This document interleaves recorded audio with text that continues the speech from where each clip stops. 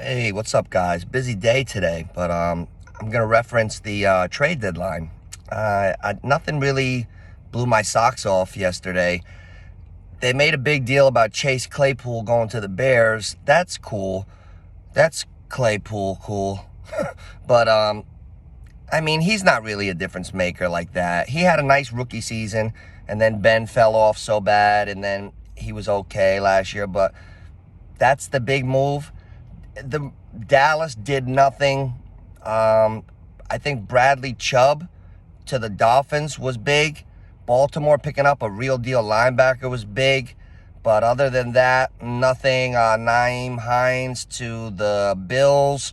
He's a nice pass catcher out of the backfield. Devin Singletary really doesn't catch anything. So that's a nice to add another weapon.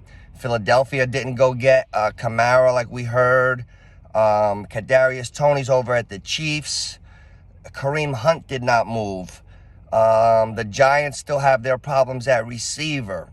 So basically, the moves that were supposed to, I know it was a lot of action, but it was, I would say, a lot of empty substance.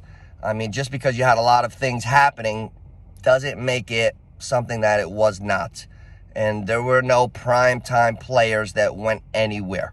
So now what we have to do is we have to look at who are the top guys in fantasy moving forward that are going to help you win. Who's looking good that's coming on. Like, we're going to have an episode and we're going to talk about the most dangerous players in the second half.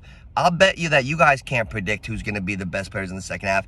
It's so hard in fantasy, even though we are halfway through the season. I guarantee you, if we try to predict the top 5 point getters for each position, we all get 3 of them wrong. Quarterback, you say Allen, Mahomes. Who's the next 3? Receiver, Jefferson, Diggs, Kupp. Who else is going to be in that mix? Running back, Barkley, Chubb. Who else? You got guys like Brandon Ayuk coming on. McCaffrey's over in San Fran. DK Metcalf, nobody on the team supposedly, but he's producing even with a sprained knee. Kenneth Walker's here now. I told you, in the beginning of the year, there's always a couple guys that in the draft, we sit around and we say, who's that guy going to be in 2 months from now that's a staple of the league that none of us are even thinking about? Well, we know. It's Kenneth Walker. That's one. There's a couple others, but tight ends are down. Up until last week, who would have guessed Kyle Pitts would have had putrid numbers? So we got so much to talk about. We're going to hone in and focus on who the strongest fantasy football players that are going to win you championships are going forward, and how we're going to project them.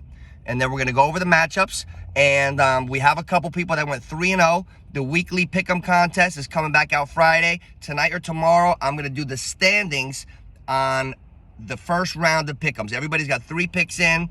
I believe my mother picked 3 in a row. They're all under the comments. So I'm going to do the standings, and then we're going to go week 2, and we're going to add on. Most wins the $150 Visa gift card.